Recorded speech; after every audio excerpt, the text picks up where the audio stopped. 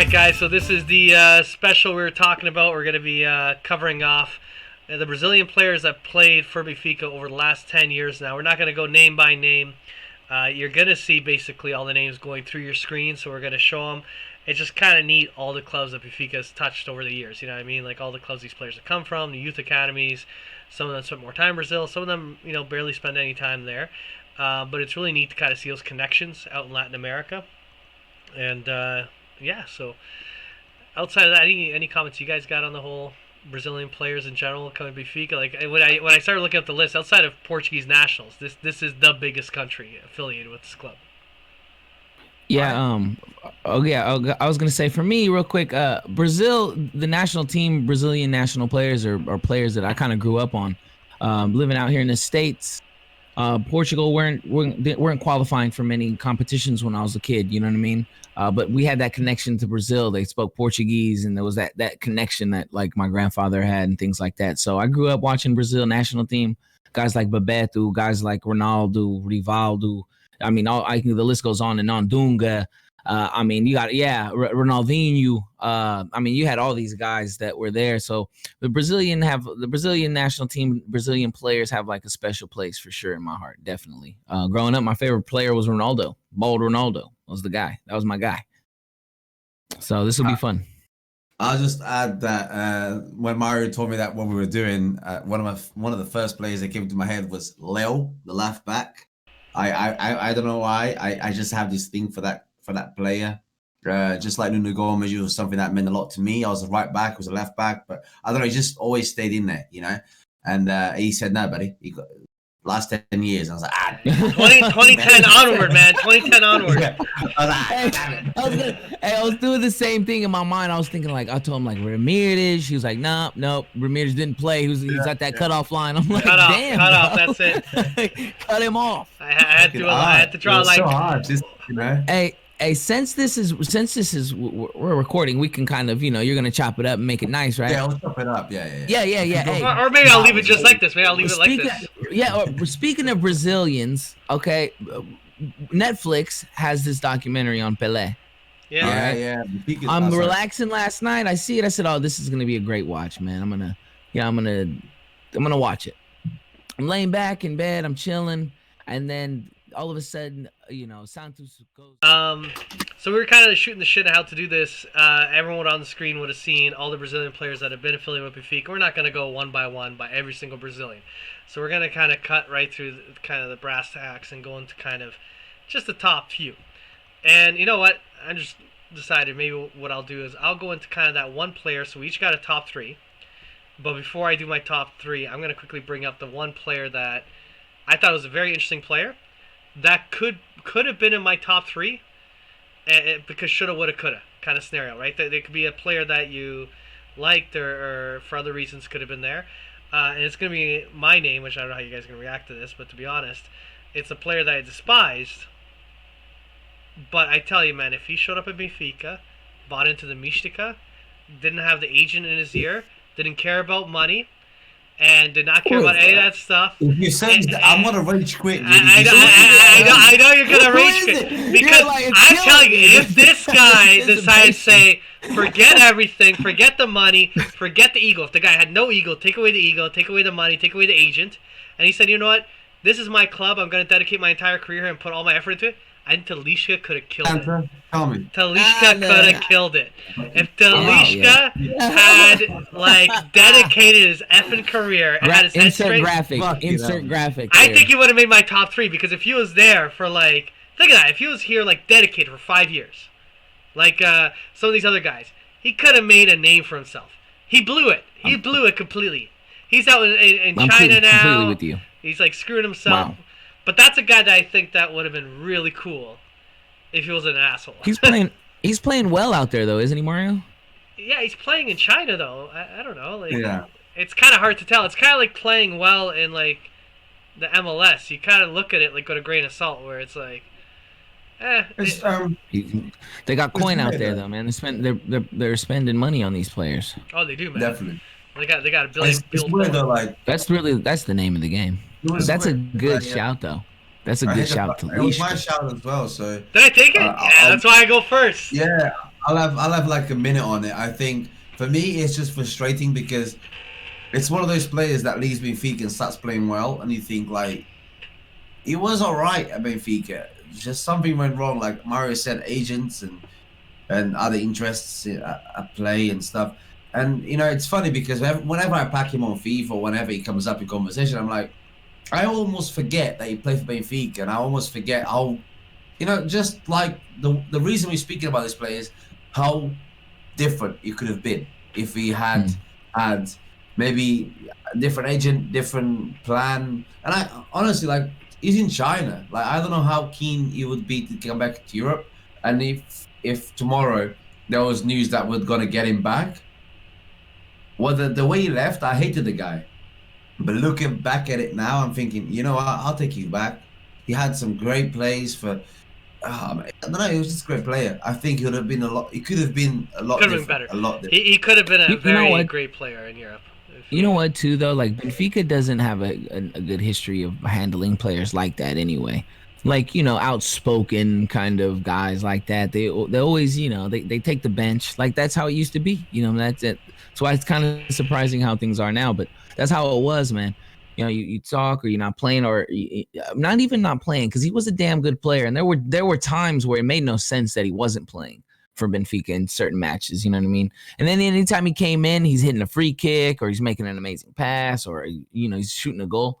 That's a great shout, man. That's definitely a great shout. Maybe I blocked that out of my memory, but What good reason? but yeah, but that wasn't the guy who came to my mind first when you asked me that question. So what'd you have on your mind? Well, I think this round table seems pretty cool, right? We name drop a guy and we kind of just go around. I think that's how we found the way it worked just now. Yeah. My guy was Gabigol. My guy was woulda, coulda, shoulda, woulda, coulda kind of thing. Yeah. You know, like he was very highly touted early on in his career. You know, the next this, the next that, the next great Brazilian striker. Things didn't work out immediately for the guy. He finds himself in Italy.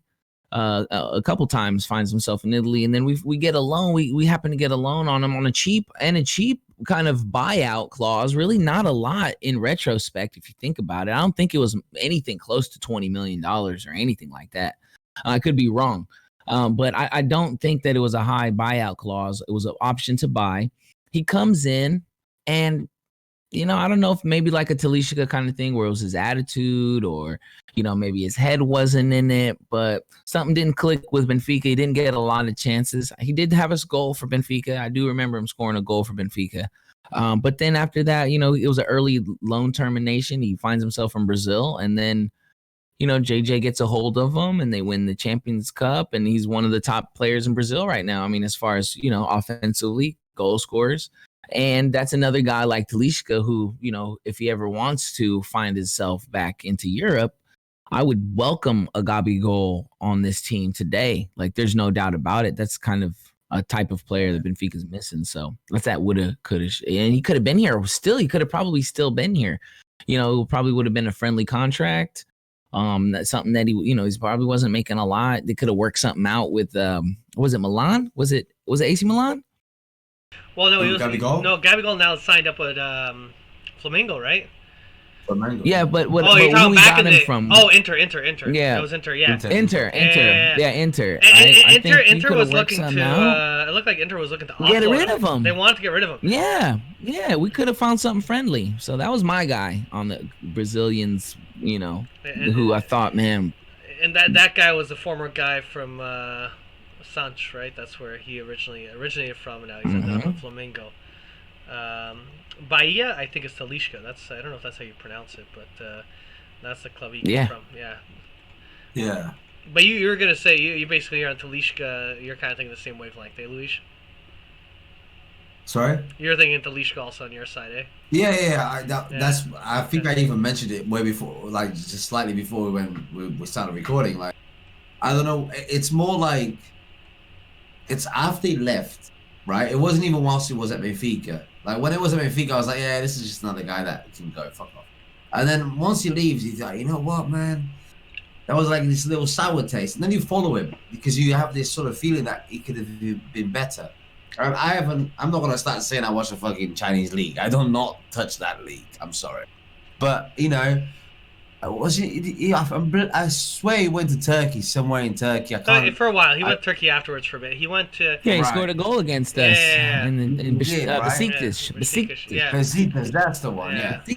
Yeah. And the thing is, like, he's the sort of player that shows up on the reels. You know, when you go on like 433, the Instagram page, and then you go, watch what Aliska did today, and he just scores a 30-yard, 35-yard screamer. And you think, like, man, this guy, like, he has something about him. Like, you know, I'm looking at it. I'm looking at it now. Like, Benfica, he was at Besiktas, that now he's playing for GZ Evergrande in China. You know, like, and it's like, I mean, Waste of a career, in my opinion.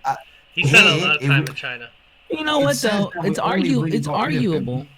It says that we arguable, though. only got rid of him January the 1st, 2019. Yeah, we kept loaning him out. We kept loaning him out. Yeah, we kept loaning him out until his Yeah. contract So, was out, I and mean, then we finally got a buyout. And now For him. we sold him for 22.5 million To the Chinese pounds. This is pounds. This is, you know, to 17.20 or whatever. To Jay-Z Evergrande. You know what? If Benfica said, you know, we're gonna spend 20 million to have him back, would you take him? I'll take him. I don't know if I'll take him right now, but we do need like a box-to-box kind of attacking mid. So he's more attacking than He's tactful. He's tactically. He was a he's player with 27. nice feet. Like, it's not like he's 31, like Vertonghen or Otamendi or whatever, right?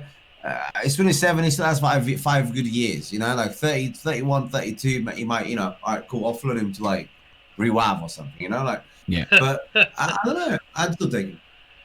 Awesome.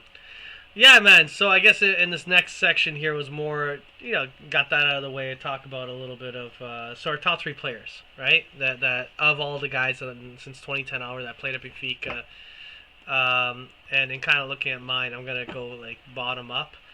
My number 3 player is a player that's quite unique because when I started looking at the history of these various guys, basically this guy didn't play for a club in Brazil before he came to Portugal. He played futsal. Do you guys know who that is? I don't know if you guys know. Lima? Yeah, there Lima? you go. There you go. Lima. Yeah, it is. Yeah. Yeah. It's funny. I was looking up.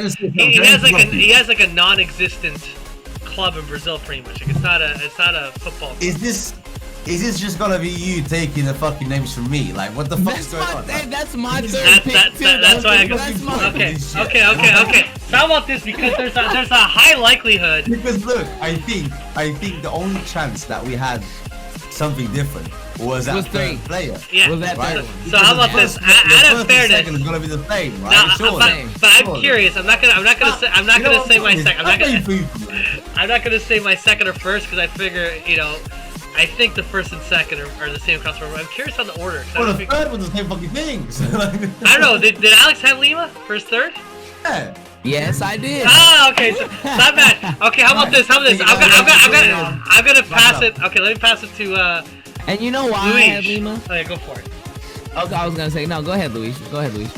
No, I was gonna pass it to Luis for the next one, but do Lima first. So the Lima, when I thought of Brazilian players, man, you know, the first 2, like we said, it's gonna be rare that those aren't the same. But I wonder in which order, right? Maybe Yeah, we have same a here. different order. But I think it was just the I remember the game against PSG that we won 2-1, and he scores the goal.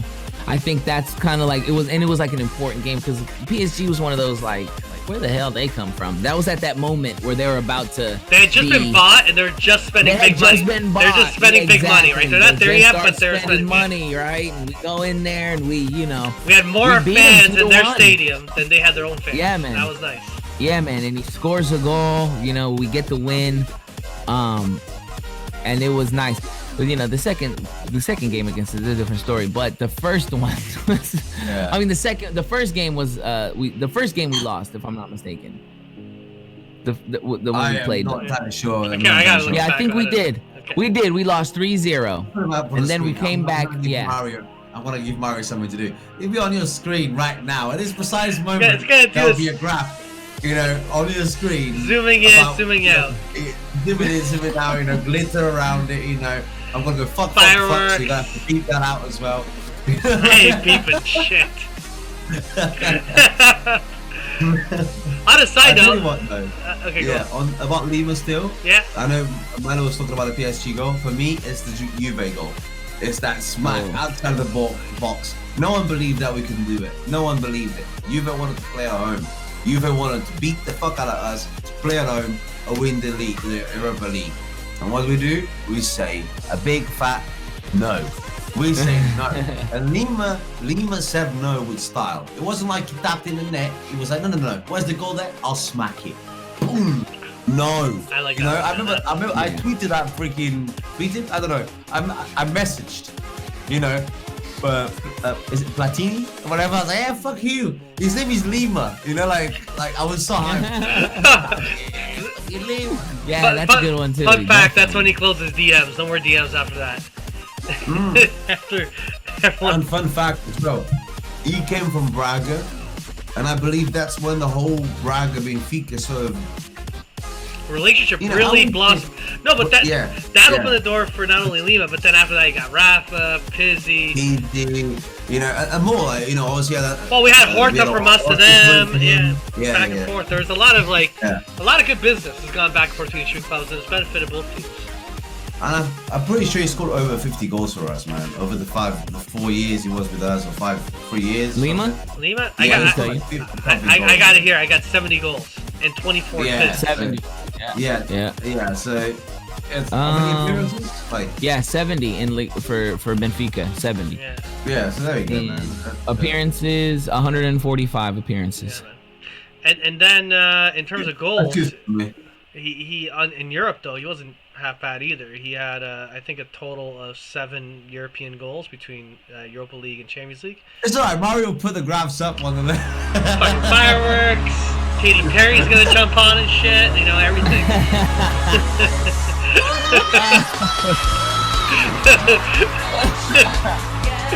Alex loves the Katy Perry. You know what I mean? Love that. Alright, so I'm not going to say the next one because I feel like that next two will be similar. So I'm going to toss it down to, let's say, Luis and give him the number 2 and see who he picks as number 2. And I got a feeling it's Alan Kardec, but I could be wrong. Oh. You know what's funny? My number 2 is going to be your number 1. You think so? Yeah, really? Because I'm gonna put Jonas as number 2. You guys should know. Oh, really? Because I got Jonas number 2. Oh no! I do. You guys have Jonas as number 2? Yeah. What do you got, Alex? I'm rage quitting this. I got a reason. I put a lot of thought. I put a lot of thought into it. But... All right, go on then. I want to hear your thought because I didn't put much thought into it. So you just saved me a little bit there. Oh really? Okay, so I love Jonas. Love them. We talked about Lima scoring. What was it like? 5 goals in Europe and quite a bit domestically at 70 goals. Jonas just shatters it with 137 goals.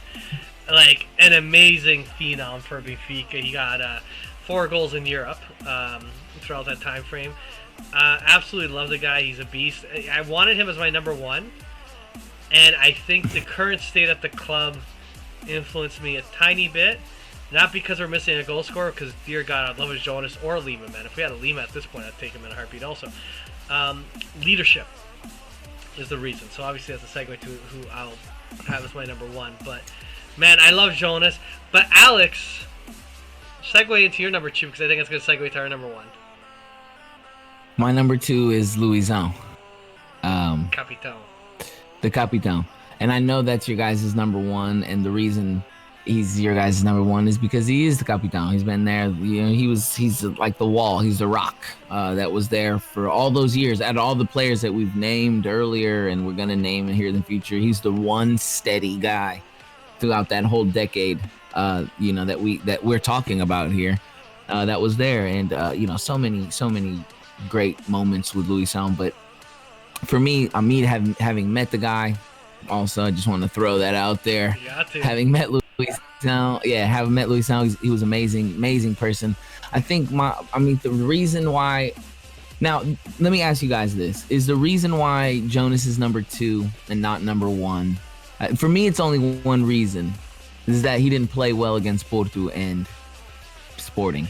Right? I mean, that has to be the only... I mean, for breaking it down for logically, right? Because this is he scored 137 goals for us. You know, he filled that void when Oscar Cardozo left, right? That when Oscar Cardozo left, we were kind of like, and then he comes, right? And we're all like, who the hell is this? Jonas is terrible. He was voted the worst player in I hear he's a small drunk. town. But yeah, I hear he's got a bad attitude.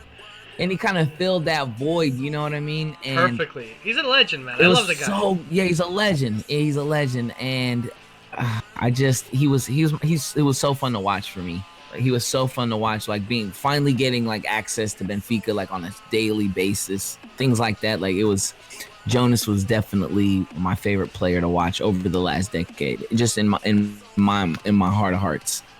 His last game, it was hell emotional, but I want to ask you guys though, like, is the Sporting and Porto thing, is that, because that's always his knock, right? That's his only knock.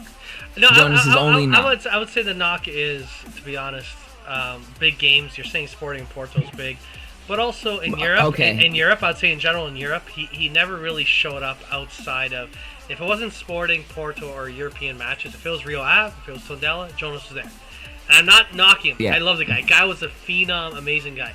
I would say part of it is also like, when I go down memory lane, like if I think of the last 10 years, I know technically, like Louis Zone joined in 2003, so there's kind of this weird thing where he feels like he just retired. He was shy of 20 years with us, you know what I mean? Like he was 18 years with us, I think, or 15 years, or whatever it was. But I know we're talking 2010 onward, but I feel like my son, when he's older, and if he goes, hey Dad, in the 2000 time period, you know what I mean, like 2010-ish onward, like up here when he was a kid and he didn't really recognize stuff, he's little, right? Who is like, what are some of these guys? And when you see images of players, you go, I'll always remember Jonas, legendary. But Louis Zão is such a symbol of the club. The fact that he's on the bench, like right now the club's in a crisis, and it's like, we gotta fix this. So they recently called up Louis Zão. Like, can you get on the bench, man? We need your help, man. You are the guy to come in and try to help us get these guys in shape, you know what I mean? I just think there's just a certain level of, I don't know, the guy went through much shit. Like, Jonas came in the golden period. Like, you know how we had, like, Cardozo, Saviola, Aymar. We built this amazing team, then we got Lima, and we were just killing it. That's like Benfica is on the ascension. We are dominating Liga NOS. We're competing for titles in Europe. We're dominating. We lose Cardozo. We're dominating. Let's plug in Jonas on a dominating Benfica, and he did very well. And he was a legend. I feel Louis Zão was there for such bullshit, and he grinded all the bullshit for the glory days, and now the club's back in bullshit, and he's there. He's always there. You know what I mean? Like, the guy, no matter how low, and I'm not saying Jonas, if they asked Jonas to come back and do some role, I think he would. I really do, because I think he adores the club. He has a book and shit. I'm not that, I love him. I love him both. Like, it was literally, I was struggling with this battle of Jonas and Louis Zão. I think it's the Capitão. I think it's right now the state of the club missing a leadership. I miss the Capitão. I miss a guy that can go around and boss people. You know what I mean? Yeah. I know you. I just want to say, like, obviously, I picked Jonas as my, second, Louis Zão first. I think either way you put it, you can't go wrong. Oh no, there's no debate. It really depends. It really depends on how you see. I don't think there's a wrong answer. It just depends on the person you are. Like, I love Jonas. I mean, there are goals. I remember the goal against Boavista. Like, we were about to draw that game, and they did what we always say, like, just put the ball in the box and somebody will fix it. And he did. The ball, falls perfectly for him. He still has a lot to do, and he just sort of like lets the ball fall on his foot, and the ball. I mean, he had some amazing goals, right? The only reason that Louis Zão comes top for me, and it's very simple. It was with us from the beginning. It's been a lot. It was there. We saw him grow. Jonas came to us as an unknown identity. Like, who's this guy? Like, oh my God, like, he's not even good enough for Valencia. And man, he surprised us. He surprised the heck out of me. With Louis Zão was more like what we've seen with a little bit like, a tiny bit like Verissimo, right? Verissimo was a little bit older. I get it. But if Verissimo was to become a captain in 2 or 3 years or 4 years, right, and actually carry us, we'd be like, you know what? We were the first European team for this guy. We watched him grow. Louis Zão is like far better because he came into the team. We were like, oh, look at this guy, Louis Zhao. Oh yeah, sure. Your mom liked you so much, she named you own. You know, like not Louis, no, Louis Zhao, because he's the biggest one. You know.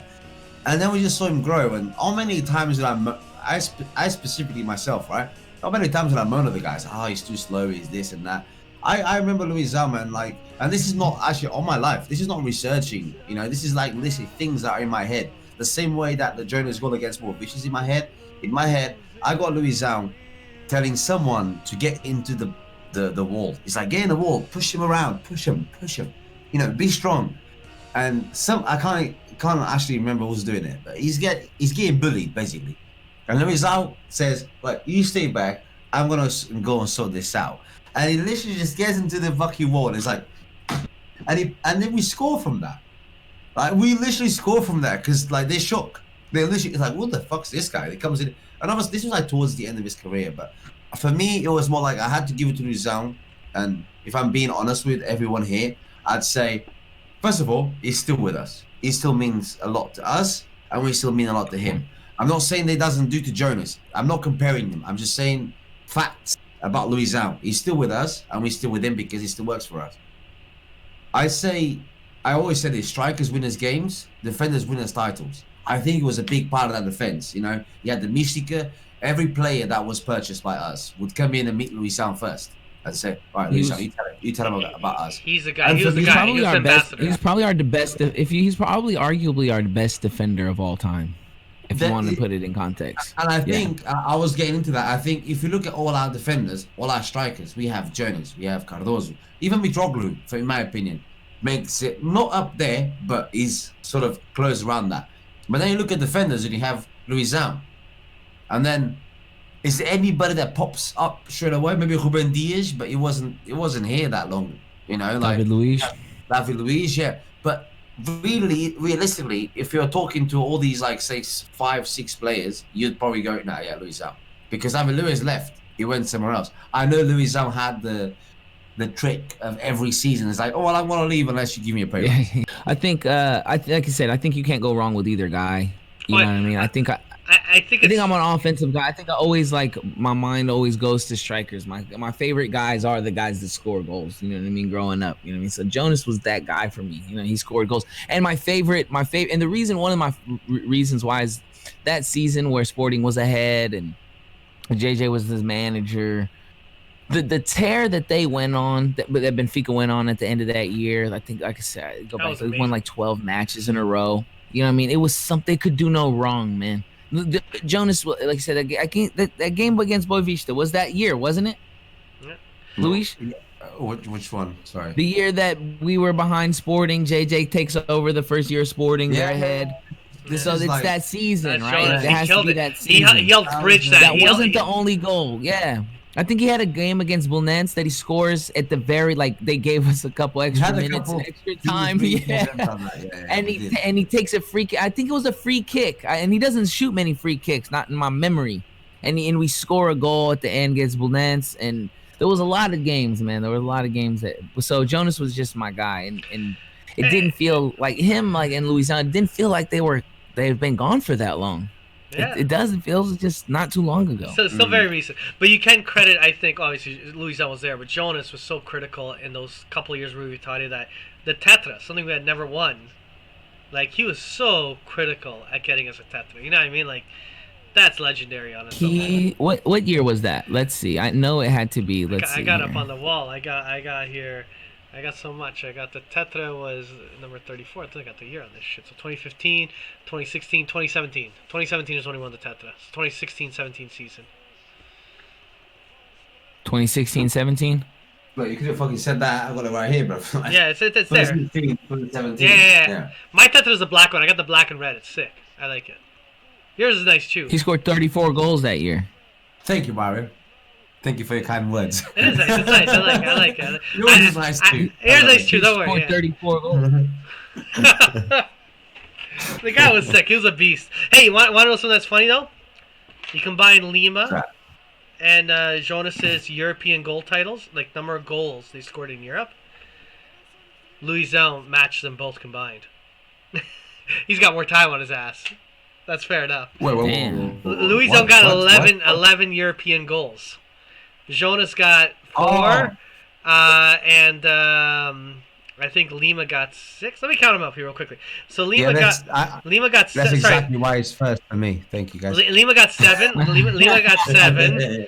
And Luizão got 4. So that's 11. And Jonas got 4. Luizão got 11. Yeah. So that's pretty cool though. It's but the guy again had way more time. The guy played. This is the nuts part. You just don't see it nowadays. Imagine 522 minutes. As a critical starting 11 player. Now when we see a guy that's like on Benfica today, it goes, oh man, that guy's critical in our starting 11. All you think is, Luis Vieira's going to sell this guy so fucking quick. And I mean, he's one guy that was like there, that was like starting 11, guaranteed critical. That you go, he's our captain, he's our man. And it's like, he never got sold. Like there was always talk of it, but he negotiated a new contract to stay here. And I don't know, man. I wish the club would get back that mentality, saying, I know we can't keep everyone, but let's pick a couple of guys that no matter what, we're going to hold on to them. Like, that was something that we kind of did. It's sick. So I thought that was the idea. I thought that was the plan. They made it very clear that you're our man. You're our captain. We're building a team for you. That was always been the plan. Yeah. But that was sick, man. That was fun. That was fun, bro. That was one thing I forgot to say. It's a different vibe. It's a different vibe than the show. Yeah. You know what I mean? I feel happy. I'm actually happy. Like, I'm really happy to be here today. Usually, I'm like, half hour in, I'm like, man, fuck this shit. Fucking team. I'm fucking through with these fucking pork chops. I'm fucking done. And then you're like, you got the Mishika's like just coming out on this one. What a summer though. This is a summer version of Mishika. Did you guys see that video of that old lady singing that song, singing that Benfica? Every time I see that video, man, I just like, I get like all emotional, bro. Like I'm just feel so lucky to be a Benfica fan. You know, porque o Benfica é cor que nós devemos pôr aqui ao peito com jeito. Sou do Benfica e vou onde ele vai tão bem, porque o Benfica onde fica, fica bem. Man, hey, you know what? It was really close. I'll be honest. You know who I was gonna add, who I didn't add onto that list, real quick. Ederson. Before Lima. Ederson. It was Ederson. I did. I had that on my head also. Man. I had that on my head. Like, oh, how am I not gonna? You know why I would say that too, Ederson? Because Ederson, he's one of those guys that make goalkeeping cool. Oh, you love him. Like, he makes goalkeepers cool. Because honestly, you look around the league, you look around these leagues, these goalkeepers, like Courtois, and these guys, they just, look weirdos. They're just a bunch of weirdos, But you see Ederson, he's out there with the tats. He's athletic. He puts the ball on the dime. Like, his passes, bro, his passes out the box were something amazing, man. Like, this is a once in a, at that time we thought, once in a lifetime kind of fucking goalkeeper. You had Oblak and things like that. I thought Ederson was a guy that, and I didn't think Ederson was a guy that we had to get rid of. Like, that was the whole thing. Like, I never understood why. One more season or a little longer. If we right, like, more. Or like even just now. Like, how is he, like, why? It's a goalkeeper. Like, pay him big time. He's a good keeper. Pay him enough to be happy in Portugal, and everything will be fine. You know what I mean? Like, some things don't make sense. And today I watched, I don't know. I know we're still recording. We're gonna talk about it. I watched Man City and Wolves. And that game got out of hand. But, man, watching games like that, that's why I don't like watching the Premier League, because it makes me hate Felipe Vieira. It makes me hate him even more to watch these players. Ruben Dias passed this ball. He passed this ball to João Cancelo out the box, like out the backfield. Like, it was so beautiful. It was such a simple pass, very simple, routine play, but just the grace in which he just let it be, chipped it over the defender. João Cancelo gets it in a perfect spot. It turns into a chance for City early on in the game. I was just sitting here like, man, they got the wrong colors on. I always look around, bro. They got the wrong colors. If you had those guys on our squad, what a difference it'd make. Yeah. Fair to and I know guys gotta go. Shit, man. Fair to say, like there's no debate on the 1 and 2. You can rotate the 1 and 2, but it's like those are 1 and 2s, and they're up there. You're not gonna say no one else belongs. It's Luizão and Jonas, whether you say Luizão then Jonas or Jonas then Luizão, but those are 2, undebatable. And then I find that third was the hardest because, like you said, you had Ederson, but you also had like David Luiz. It was like his last year in that 2010 year. He was still part of it, right? Just a cool player to have at the club, things of the sort. You know, Ederson was absolutely amazing at the club and what he did. It's tough, man. You have some of these guys that are really tough to kind of pick at. You know, like I know Julius doesn't do as much like amazing things, but he was still a good player during that time. But yeah, man, and hopefully the next guy that challenges next time we do a show like this, because we got to give us some time, would be like. Actually, let me put it this way: current Brazilians we got on the team right now, Brasileiros, that you think if we were doing this 5 years from now, we'll be talking about or could be talking about on the spot today. Everton. Yeah. Everton. I mean, I'm Could not be. I just don't see it. I don't see it. I see Veríssimo. Veríssimo? Well, that's a good shout. Good shout. That dude looks fucking like he looks like a center back. He looks like a center back. Like in your prime center back. Yeah, he's big. He's a big son of a bitch, man. The Mario, honestly, you don't have to put this in, but with me, my obsession, I guess, in a way with Veríssimo, is that he's young. He's young. He hasn't had any rest because he came from Brazil, and he played in a final. He played in the Champions League, South American Champions League final or Libertadores final. Yeah. He hasn't had any rest. He had like 2 weeks rest, really. And he hasn't adapted, for sure. I'm not expecting a player to come over and adapt. He made a couple of mistakes, but he's been all right. He's been solid. I'd say he's been solid. And for somebody to come over to a club that has Otamendi, Vertonghen, and just come in and go, you know what, fuck it. You know, I'm just going to come in and just do my best and hope for the best. I honestly do believe if we support him and the fans get behind him, he can become I'm not saying Luizão, because Luizão is one thing that happens every decade. Or more. But this guy can be a solid rock. The guy's young, right? What is he, 25? 25. He's 25. In my opinion, and again, this is just my opinion, the defender gets to his peak, it's 27, 28. That's when you peak age. So I think we got him right at the precise time. Wow. Yeah. Man. That's trash. Yeah, so just to I agree with you, Alex, man. This is fun. We're gonna I enjoy this. This was kind of a walk down memory lane of happy times, and so we're gonna kind of on the Garay Mom statement, we're gonna continue doing this. We're gonna do another one of these in the future, and we're gonna do the neighbors next door to Brazil. We're gonna go to Argentina, and we're kind of gonna do the exact same. Brazil, viva Brazil, samba caray. All right, guys. As Luigi eats his... I'm gonna do the lambada in this motherfucker. What you eating? That's what the... Oh, can we get copyrights on that song? The lambada song? Let's go. Let's see what Luigi got. There we go. This is how we... There we go. All right, man. You guys have a great night. Peace.